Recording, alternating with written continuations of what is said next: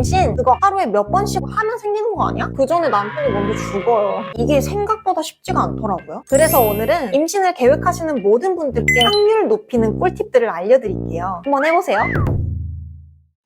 아무 때나 하면 임신하냐고요? 아니요. 정확히 말하면 임신 가능한 시기가 따로 있어요. 여자는 365일이 가임기다. 가임기가 매번 100% 동일하게 일어나지 않기 때문에 장담할 수 없다는 말이에요. 임신은 배란과 정자 투입이 정확하게 맞춰져야 가능합니다. 배란일 5, 6일 전부터 배란 후 1일까지가 가임기인데요. 배란일은 생리 예정일 14일 전이에요. 근데 이 배란일을 어떻게 아냐면요. 보통은 배란 테스트기를 하는 게 가장 정확한데 테스트기 사용법은 이전 영상에서도 언급했듯이 소변으로 테스트를 하는 거예요. 배란일이 다가올수록 두 줄이 점차 진해지는데 가장 진하게 나오는 날이 바로 배란일. 두 줄이 뜬 게 배란이 된 상태가 아니라 6시간에서 12시간 안에 배란이 된다는 뜻이에요. 배란 테스트기를 하지 않고 내 몸의 신체 변화로 알 수 있는 방법이 있어요. 먼저 점액이 좀 달라져. 쭉쭉 하다가 배란일이 다가오면 점점 계란 흰자처럼 쭉 늘어나요. 이게 약간 완전 계란 흰자네? 그날이 배란일 가능성이 가장 큽니다. 배란일 알았으면 그날 해야 할 일이 있습니다. 아무것도 하지 않으면 기회가 다음 달로 미뤄져요. 이건 물건남들이 진짜 증명한 거예요. 혹시 관계 후에 물구나무서라는 말 들어보셨나요? 최대상자들은 좋겠어요. 물구나무를 잘 서니까요. 수정이랑 착상이 최대한 잘 이루어져야 하잖아요. 굳이 거꾸로 설 필요는 없지만 그래도 관계 후에 최소 10분에서 15분 정도는 어디 가지 마시고 누워있는 게 좋아요. 바로 일어서서 돌아다니거나 씻으면 질 입구에 고여있던 정액이 흘러요. 정자가 나팔관까지 가는데 2분에서 15분 정도 걸린다고 하니까 누워있는 게 좋겠죠?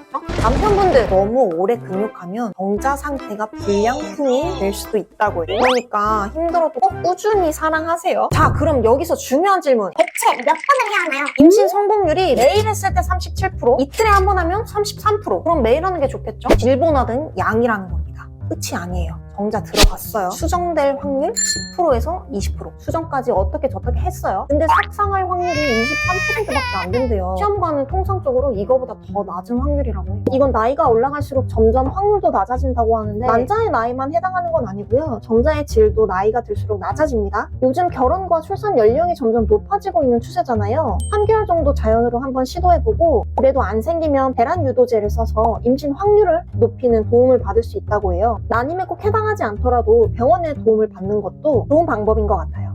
당신이 세상에서 어떻게 태어났는지 아시겠죠? 여러분은 기적이에요. 이 사람들 정말 귀한 사람들.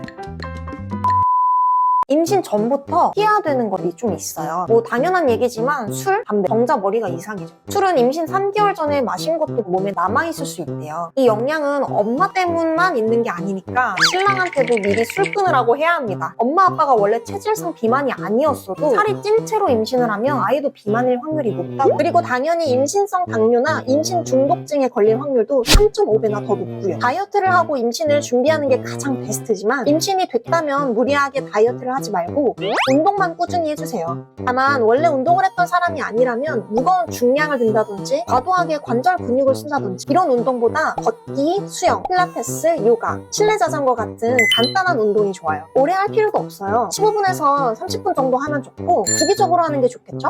이게 어려우면 식사 후에 그냥 남편과 간단한 산책이라도 하세요.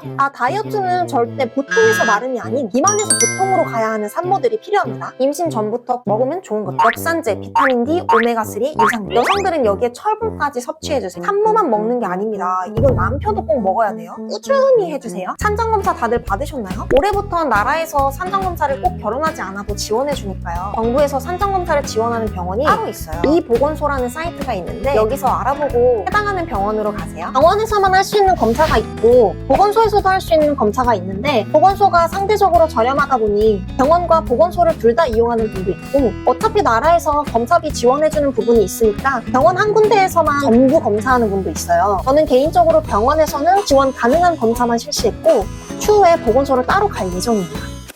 아들, 딸 지정해서 낳으면 진짜로 좋을까요? 그거 아세요? 시험관 시술하는 사람은 아들일지 딸일지 알 수가 있대요. 근데 그건 시술자고 의사들은 모른대요. 아들, 딸 낳는 방법이라고 떠돌아다니는 모든 속설들을 싹 다 알려드릴 대신 표본이 작다는 거. 딸을 낳고 싶다면 배란일 이틀 전에 관계해요. 이거는 근거가 꽤 많아요. 딸정자가 아들정자보다 오래 살기 때문에 미리미리 공급해서 딸정자 수를 많게 해야 된다. 배란일이 가까워질수록 알카리성으로 바뀌는데 딸정자가 더 산성에 강하기 때문에 이 전에 관계 관계를 하면 상대적으로 아들 정자보다 살아남아 도달한다는 이유. 딸 정자가 더 무겁고 느리기 때문에 난자가 안 나올 때 상대적으로 빠른 아들 정자를 먼저 보내서 사라지고 뒤늦게 도착한 딸 정자가 난자랑 수정한다는 이유. 뭐가 됐든 이틀 전에 하래요. 원자력 발전소, 그리고 비행기 기장 등 해당 직군들의 딸이 많이 나온다는 속설이. 사파랑 방사능이 아들 정자를 죽인다는 이야기였어요. 그리고 몸의 체온을 높여라. 딸 정자가 열에 더 강하대요. 증명된 건 없지만 체온을 올려서 딸 정자가 많이 남으면 딸이 나온다는 이야기입니다. 미스테리입니다. 자, 그럼 반대로 아들을 낳고 싶어. 계란일 전날부터 당일까지. 계란일이 가까울수록 아들을 낳을 확률이 높지 않다요. 그리고 2주 전부터 알카리성 음식을 먹으래요. 딸 정자는 말씀드렸다시피 산성에 강하니까 아들 정자는 알카리성에 강하겠죠. 몸을 알카리성화해서 아들 정자를 더 살려놓으라는 이야기인데,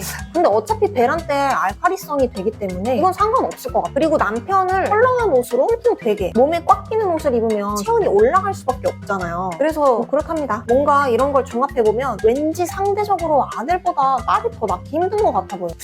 뭐가 됐든 파이팅 합시다.